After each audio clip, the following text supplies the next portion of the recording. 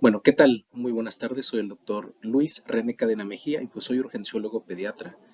Y el motivo de esta sesión pues es una revisión acerca de traumatismo cráneoencefálico en menores de 18 años. Y pues vamos a dar inicio. Hay tres objetivos principales de realizar esta sesión y revisión. Número uno es pues eventualmente clasificar adecuadamente la gravedad de los traumatismos, esto con la finalidad de un envío innecesario a unidades de segundo y tercer nivel. eh, Poder disminuir el sobreuso de auxiliares diagnósticos, o sea, evitar la exposición innecesaria a rayos X, a radiación ionizante a los niños, y por supuesto, comentar el manejo y cuáles son los datos que han disminuido la morbimortalidad en los pacientes con traumatismo craneoencefálico en el manejo inicial, ¿no? A fin de cuentas. Entonces, pues, ¿por qué hablo de traumatismo craneal? Porque pues la verdad es, el traumatismo craneal es el más frecuente en los niños. Sí, pues la verdad es un porcentaje muy pequeño en realidad que puede presentarse, pero la verdad es de los más frecuentes. eh, los traumas leves son los más frecuentes y que los podemos recibir en el consultorio, en la consulta de urgencias generalmente, pero eventualmente de los traumas severos son la primera causa de mortalidad prácticamente a lo largo de toda la infancia. Y pues de estos pacientes que reciben un trauma grave, pues eventualmente pueden tener secuelas graves. Entonces ahí la importancia de que podamos tener un manejo adecuado de los niños. Y la verdad es que cuando hablamos de traumatismo craneoencefálico, politrauma, nos imaginamos salas de urgencias de este tipo, ¿no? Como vemos en la imagen, salas de choque bárbaras, catastróficas, bueno, esto hablando de quizás pacientes más grandes, adolescentes, accidentes automovilísticos, ¿no? Y entonces aquí es donde muchos ya tenemos en cuenta, pues es un trauma grave, ya sé, hay que intubar, preparen el tratamiento hiperosmolar, eh, tomografía y demás. O sea, como que ya tenemos muy bien contemplado cuál es el escenario que necesito para el manejo de un paciente grave. Pero quiero empezar por lo más básico, por lo más evidente, que es donde generalmente genera más dudas. O sea, es como decir, tengo duda de qué hacer con ese paciente, el grave, no, ya sé que lo tengo que intubar, ya sé que lo tengo que sedar, que le tengo que dar todos los cuidados del paciente neurocrítico, ya prácticamente los tenemos casi tatuados, ¿no? Pero ¿qué hacer con el paciente que en realidad no tiene mayor problema, fue un trauma bastante leve, que no tiene mayor repercusión en este momento, ¿no? O sea, esos son los pacientes con los que vamos a empezar a discutir el manejo, ¿no? Entonces, bueno, nos tapa un poco la cámara, pero empecemos con un caso bastante tranquilo, y es sobre un niño de 10 años que estaba jugando béisbol y una pelota lo golpeó. Digo, las pelotas de béisbol son bastante duras. Cayó sobre el suelo y tardó unos minutos en incorporarse. El niño respira bien, no hay pérdida del estado de conciencia. Al examen físico, la verdad, la vía aérea y respiración son normales, los signos vitales completamente normales. La escala de Glasgow 14 porque únicamente abría los ojos cuando se le hablaba. Al examen físico posterior, en realidad no hay datos de traumatismo craneal aparente, o sea, no hay escoriaciones, no hay hundimientos, no hay crépitos. Y la pregunta de oro con la que ya la mayoría de los papás vienen más que predispuestos, ¿no? Oiga, doctor, y no le va a hacer una tomografía al niño para ver si tiene alguna lesión interna, ¿no? Alguna hemorragia y demás. Como que ya vienen predispuestos o inclusive muchos médicos ya los mandan. ¿Sabe qué? No hay que mandarlo para que hacer la tomografía, ¿no? Y entonces aquí es donde vamos a uno de los primeros objetivos, es decir, cómo manejar al paciente con trauma leve, eh, cómo clasificarlo adecuadamente, voy a radiarlo o no, lo vigilo, lo hospitalizo, lo mando a casa porque en realidad no tiene más nada. O sea, el paciente se ve como este, ¿no? En realidad, a lo mucho enojado por el golpe, por el regaño, pero no tiene ninguna otra repercusión de acuerdo a lo que leímos, ¿no? Entonces vamos a analizar brevemente lo que es el trauma craneal leve. Y bueno, pues este tipo de traumas va a ser cualquier lesión cerebral que es provocada por una fuente de traumatismo del cerebro, ¿no? O sea, la fuerza de aceleración, desaceleración es la que lo provoca y pues eventualmente va a haber un daño al cerebro, ya sea secundario al traumatismo externo directo o sin él, ¿no? Generalmente es el puro movimiento de aceleración, desaceleración puede ser suficiente, más que el mismo golpe, pero pues lo puede provocar. ¿Cuáles son las principales causas, etiologías? Pues eventualmente va a depender de la edad, dependiendo de la actividad que va realizando el paciente. Por ejemplo, menores de 2 años, pues apenas iban caminando, dan primeros pasos o ya están caminando y pues eventualmente tropiezan, caen desde su propia altura, sin mayor velocidad, ¿no? Sin mayor mecanismo de alto impacto.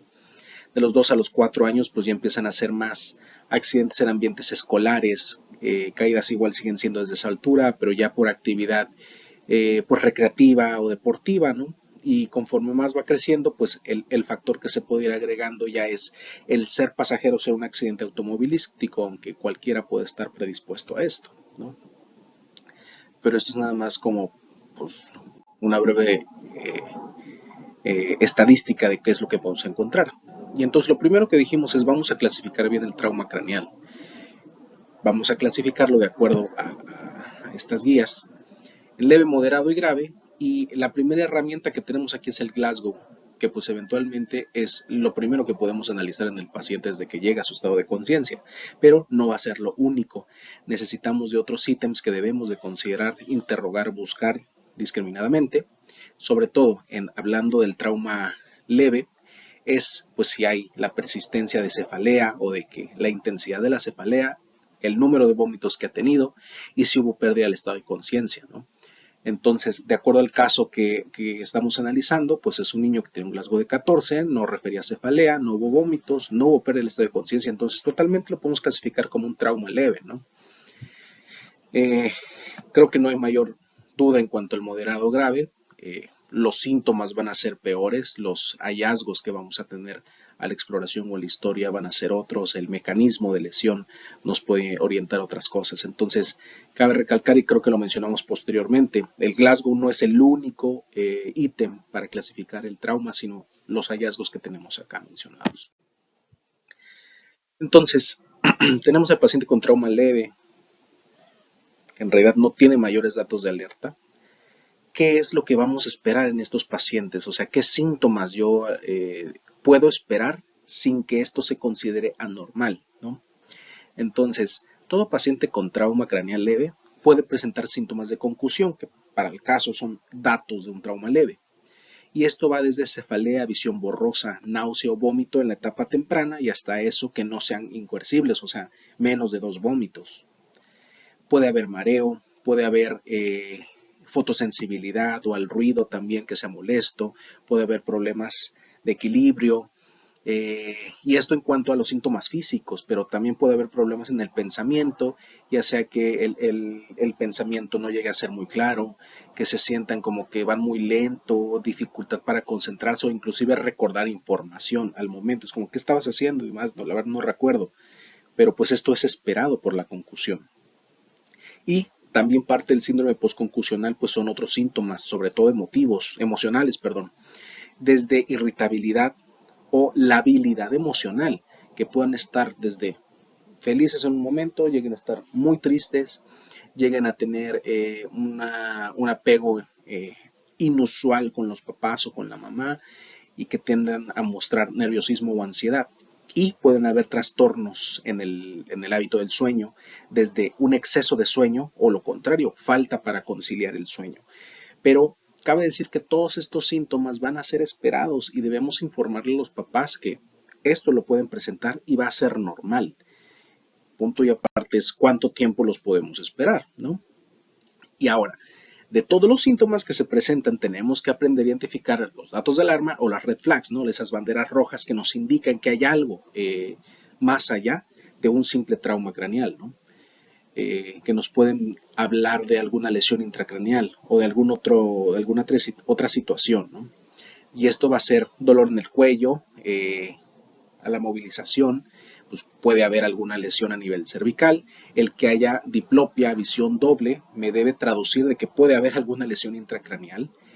El hecho de que haya parestesias, ardor, o sea, síntomas en extremidades que pues eventualmente me tienen que obligar a hacer una neuroimagen, ¿no?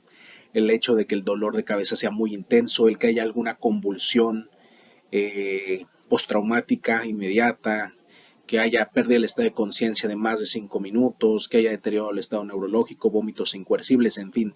Entonces, estos son datos de alerta que, a pesar de ser un trauma leve, si los tengo, pues ya yo los consideraría con necesidad quizás de una neuroimagen, ¿no?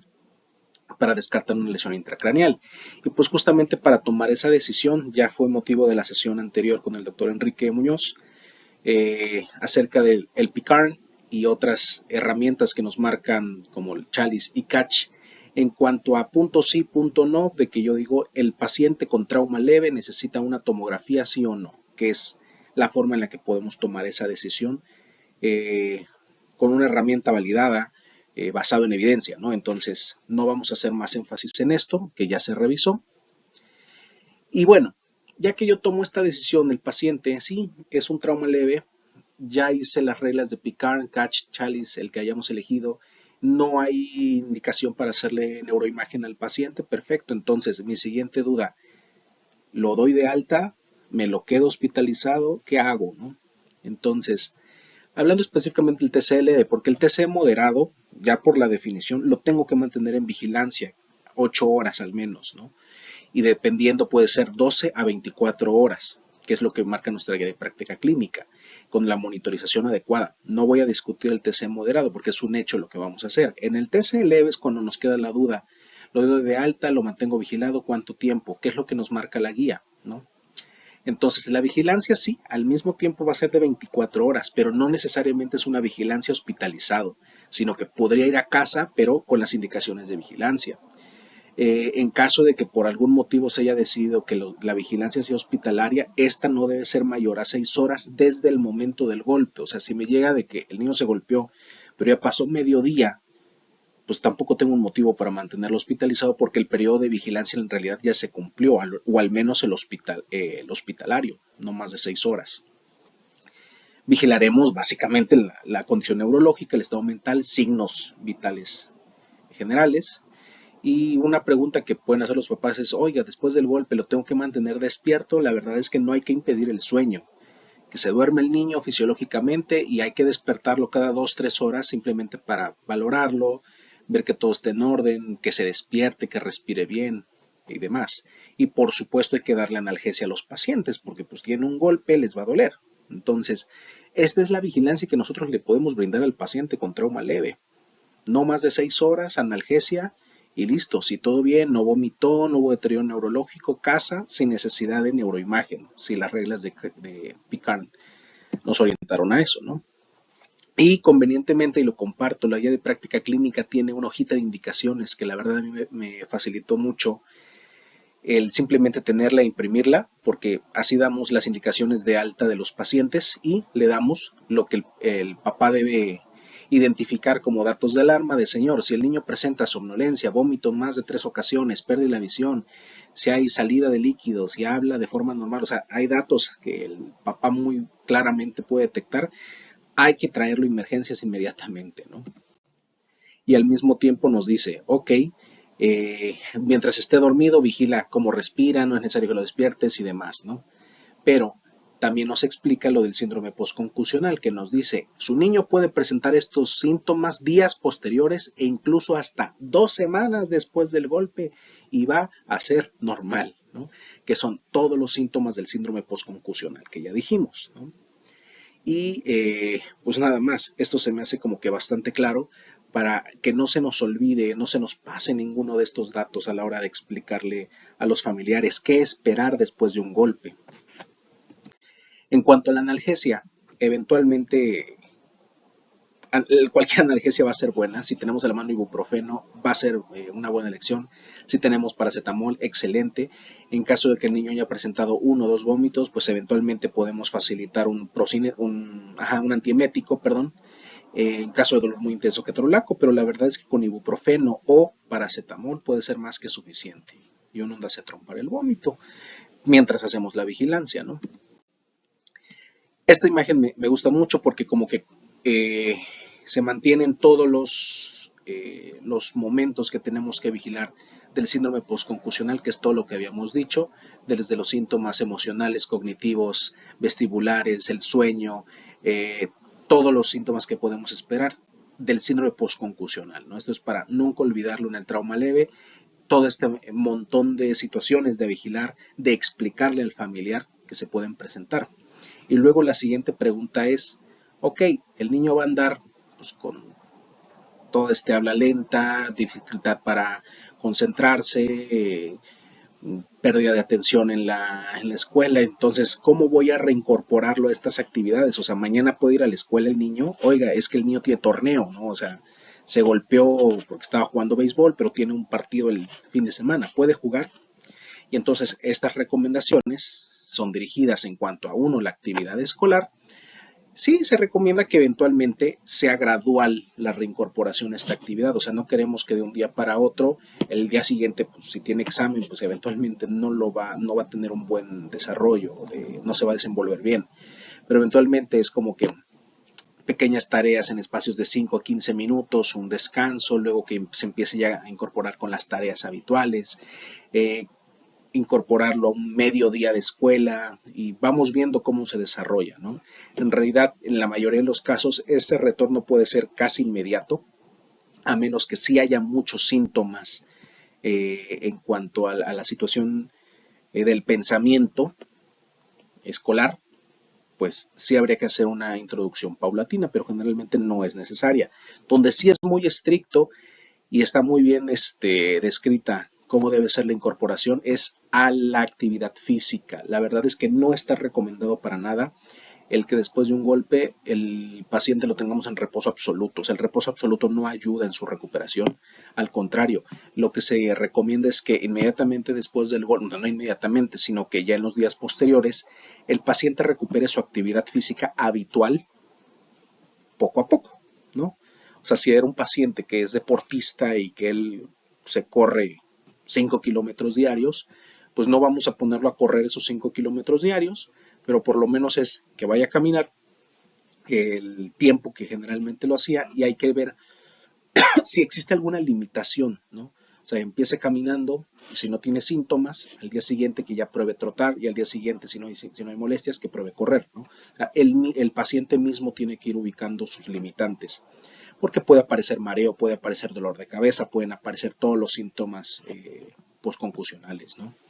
Y luego, hasta que recupere la actividad habitual que tenía, ¿no? Puede ser a lo largo de una semana, sin problemas, 5 días. Y la otra pregunta es, bueno, el niño puede incorporarse nuevamente a la actividad deportiva de contacto, ¿no? Es que, pues él practica fútbol, béisbol, eh, no sé, cualquier actividad que implique contacto, estas son las que sí se van a limitar. Y la recomendación es, o sea, el niño puede ir al entrenamiento si va al fútbol, pero no va a jugar un partido en un mes. ¿Por qué? Porque tenemos que evitar toda actividad que pueda provocar o que haya riesgo de otra segunda lesión traumática a nivel del cráneo, porque un segundo evento en menos de un mes puede provocar mayor edema cerebral que el anterior. Entonces sí, el niño puede realizar actividad aeróbica, puede incorporarse a los entrenamientos siempre y cuando no sea un deporte de contacto o que estos entrenamientos no representen contacto. Entonces, como les digo, él juega fútbol, que vaya a su entrenamiento, que corra, que juegue, que patee el balón, pero que no juegue un partido donde puedan tener este contacto físico como tal, ¿no? La recomendación sería después de 2 semanas hasta un mes, dependiendo de cómo continúe el paciente. Entonces, pues generalmente si hablamos del trauma leve, no hay mayor problema, o sea, es nada más identificar, clasificarlo bien, utilizar las reglas adecuadas para determinar si necesita una tomografía o no, a menos que el papá lo solicite, lo demande, quiere una tomografía para el paciente, si hay un apartado en el PICARD que dice, o sea, si el papá te lo está solicitando, pues ni modo, nuestra labor sería explícitamente explicarle los riesgos de exponer a una radiación innecesaria al paciente y si ya el papá ha entendido de que pues le estamos regalando un porcentaje de que presente leucemia solo por esa tomografía innecesaria, pues ni modo, es decisión del papá, o sea, también hay que respetar la autonomía pues, de los pacientes, ¿no? Pero la labor del pediatra siempre tiene que ser en favor de evitar esa radiación innecesaria, ¿no? Y con la evidencia que nos respalda. Y bueno, es un hecho de que todo médico de contacto, de primer contacto, le va a tocar evaluar tarde o temprano a un niño con trauma, ¿no? y necesitamos aprender a identificar aquellas lesiones aparentes o bien ocultas. Y vamos a hacer ahorita un énfasis en ese oculto porque pues no necesariamente son lesiones ocultas, sino intenciones ocultas. Y esto específicamente para hablar de maltrato, ¿no? La idea de tener todas estas herramientas, Catch, Picard, Chalice y demás, es para estimar una probabilidad de lesión intracraneal y con eso poder conseguir una neuroimagen y de acuerdo a esto considerar el envío a otra unidad. Entonces, ¿cuáles son las lesiones que nosotros vamos a determinar? Pues vamos a tener lesiones primarias, que son las que vamos nosotros a documentar en una neuroimagen. Hematoma, isquemia, contusión o edema. Y a partir de ellas van a haber lesiones secundarias. Unas propias, pues, de estas lesiones, edema, ruptura en la barrera hematoencefálica, como tal. Y por otro lado van a ser las lesiones secundarias de origen sistémico, que estas las hemos aprendido y las tenemos casi tatuadas desde ser el PALS, que son todas las H's, ¿no? De H's y T's. Hipotensión, hipoxemia, hipocapnia, hipoglicemia, hiperglicemia, hipertermia, bla, bla, bla, ¿no? Entonces, más que aprenderme lo que no, podremos aprender lo que sí, que es mantener normotensión, normoxemia, normocapnia, normoglicemia como nuestras metas de manejo. O sea, son dos formas de verlo, de cómo evitar las lesiones secundarias de origen sistémico. Entonces, hablábamos de esas situaciones ocultas, de esos orígenes ocultos del golpe, y es decir, necesitamos ser de verdad buenos interrogando y determinar la congruencia de la historia que nos dicen los papás o el responsable del niño y determinar qué tan congruente es con la gravedad de la lesión. Porque si eventualmente me dicen, no, es que iba caminando, se tropezó y está con fractura de fémur y una fractura craneal y hematoma epidural, pues salvo que el niño tuviera una osteogénesis imperfecta, ¿no? Que me explicaría esa fractura, pues la verdad es que no correlaciona una cosa con la otra, ¿no? Entonces habrá que sospechar de maltrato ante esa incongruencia. Entonces, sobre todo en menores de 5 años, siempre hay que hacer un interrogatorio muy dirigido para buscar o descartar maltrato infantil que tenga traumatismo craneal. Hay que documentar siempre el mecanismo de lesión, los datos de la exploración física, exploración neurológica, eventualmente todos los datos que nos aporten, interrogar al papá, interrogar a la mamá, qué estaba haciendo, y pues buscar congruencia en la misma historia, no que de repente nos sacan, no es que estaba corriendo y luego nos dicen, no estaba brincando en el sofá. O sea, si nos cambian la historia, pues eventualmente da para pensar en algo más. Datos que nos van a hacer orientar a que pues hay maltrato, pues eventualmente si hay datos o presenta periodos de apnea, hemorragias retinianas, fracturas de huesos largos o convulsiones. Y esto pues eventualmente no me lo van a decir los papás, no lo voy a ver a simple vista. Yo tengo que tener la sospecha del maltrato para yo buscar lesiones en huesos largos, yo hacer fondo de ojo, ¿no? Que me puedan orientar o complementar esos diagnósticos. Y si tengo la sospecha como tal, hay que completar ese abordaje y de verdad será necesario una neuroimagen en donde podemos determinar como datos sugerentes un hematoma subdural o bien lesiones hipóxico-isquémicas y edema cerebral, ¿no?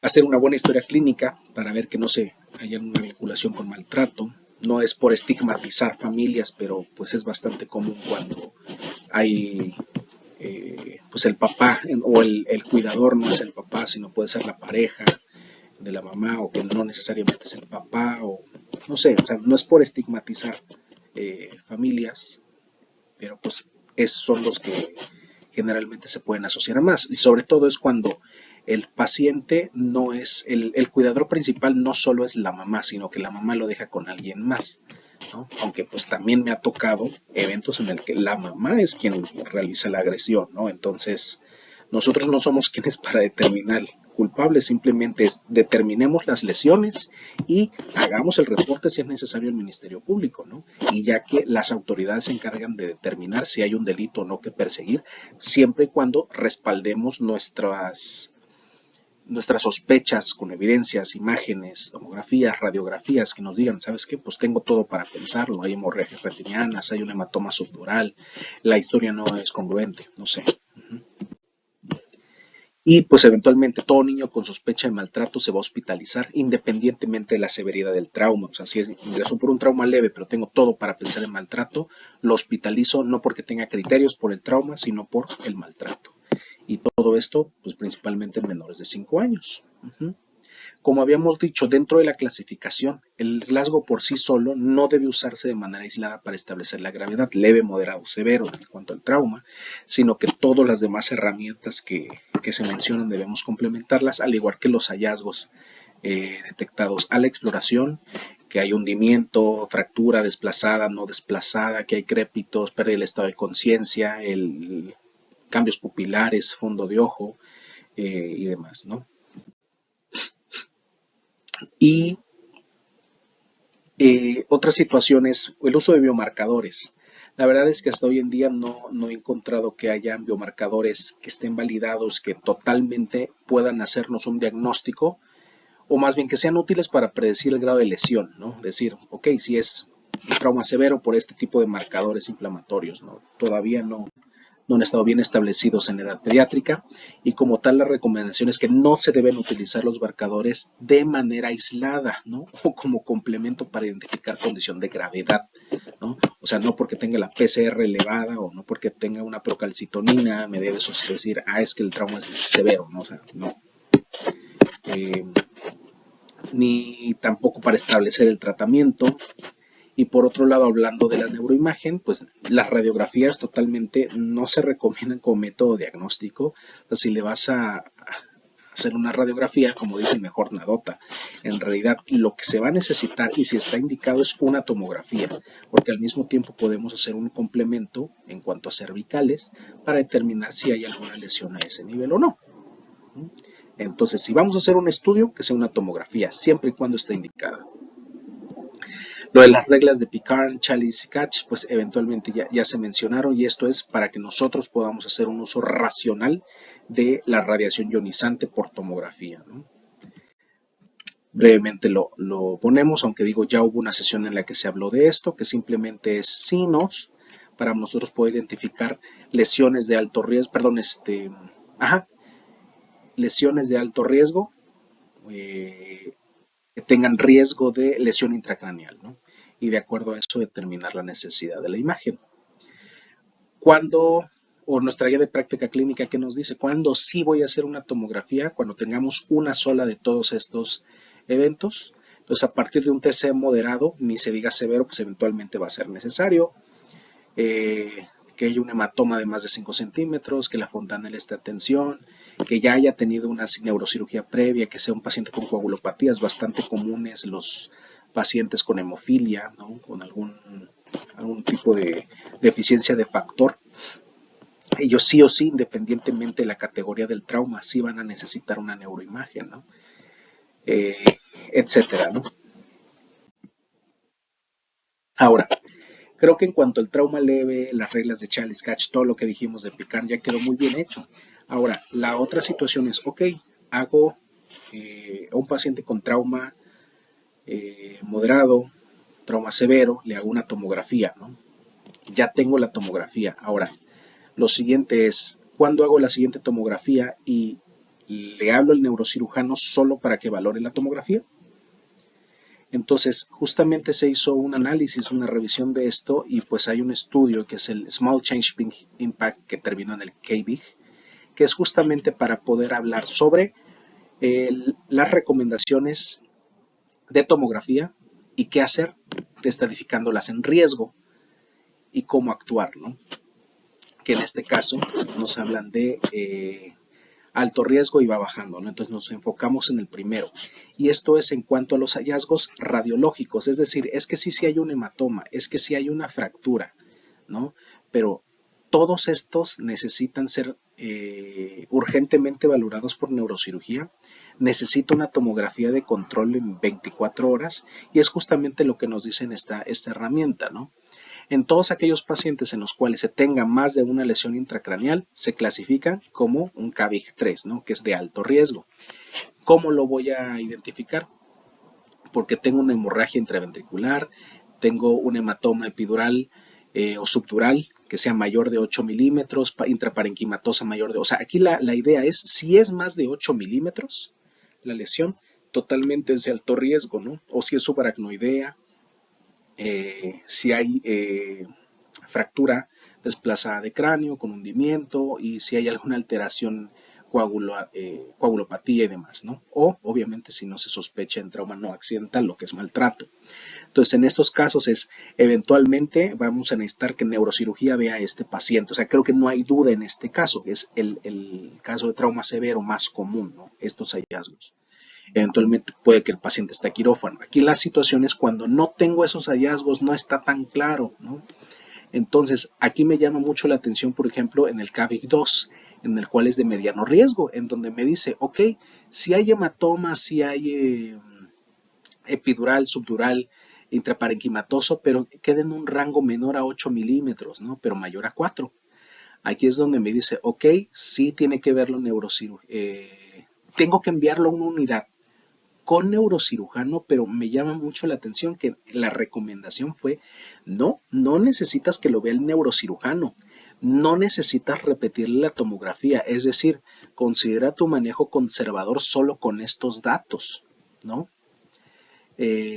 A pesar de lo que, o sea, es que tiene un hematoma ahí, lo tiene que ver, creo que esa es mucho la tendencia, la escuela que todos tenemos. Ya viste una lesión que la ve el neurocirujano. Aquí ya te está aclarando. Digo, este es un artículo de una revista de neurocirugía, ¿no?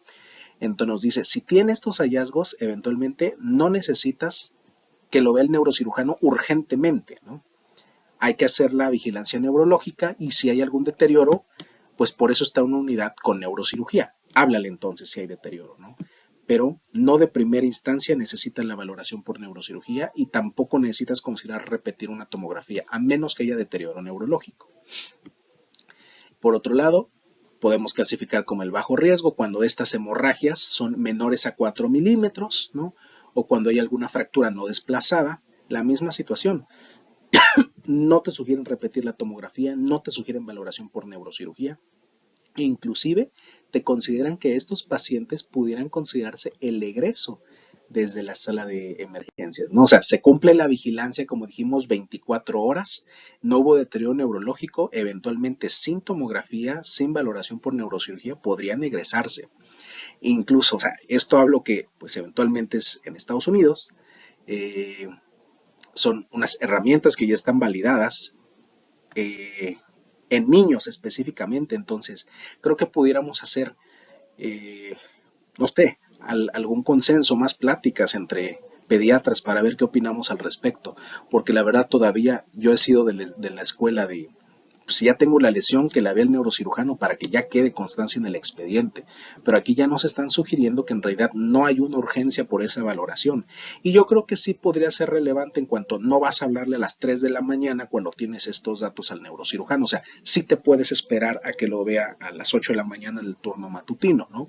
Vigilando al paciente, manteniéndolo hospitalizado, a menos que esté calificado como un CAVIC 3, que eventualmente son las 3 de la mañana, lo quiero a las 2 al neurocirujano, ¿no? En sí, bueno, por eso fue que me gustó mucho esta clasificación y esta evidencia acerca de la toma de decisiones, ¿no?